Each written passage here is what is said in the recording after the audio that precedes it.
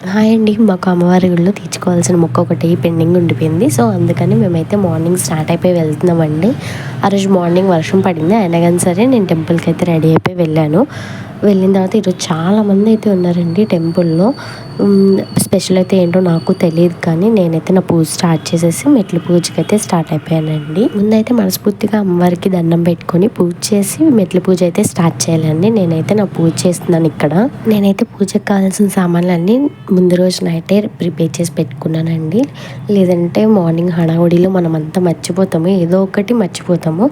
అందుకనే నేను ముందు రోజు నైటే మొత్తం అన్నీ సిద్ధం చేసి పెట్టుకున్నాను. ఆ రోజు నైట్ 3కి స్టార్ట్ అయిందండి వర్షం. మార్నింగ్కి ఇంకా పడుతూనే ఉంది. నేను తగ్గిద్ది అనుకోలేదు కానీ తగ్గింది. నేను వెళ్ళాను, పూజ కూడా కంప్లీట్ చేసుకున్నాను. నేనైతే ఒక విషయం చెప్పాలనుకుంటున్నానండి. మనం పూజకి వెళ్ళేటప్పుడైతే ఒక వాటర్ బాటిల్ క్యారీ చేయడం అయితే చాలా మంచిది. ఎందుకంటే మనం మెట్ల పూజ చేసేటప్పుడు పసుపు అనేది వాటర్ ఎక్కువ అబ్జర్వ్ చేసుకుంటుంది. సో మనకి వాటర్ ఎక్కువ అవసరం అవుతాయి. మనమే అటు ఇటు చూసుకోవడం కన్నా ఒక వాటర్ బాటిల్ క్యారీ చేస్తే ఈజీగా ఉంటుంది మనకి. నేనైతే మెట్ల పూజ చేయడం ఫస్ట్ టైం అండి. ఏమైనా మిస్టేక్ చేస్తుంటే కనుక సారీ అండి.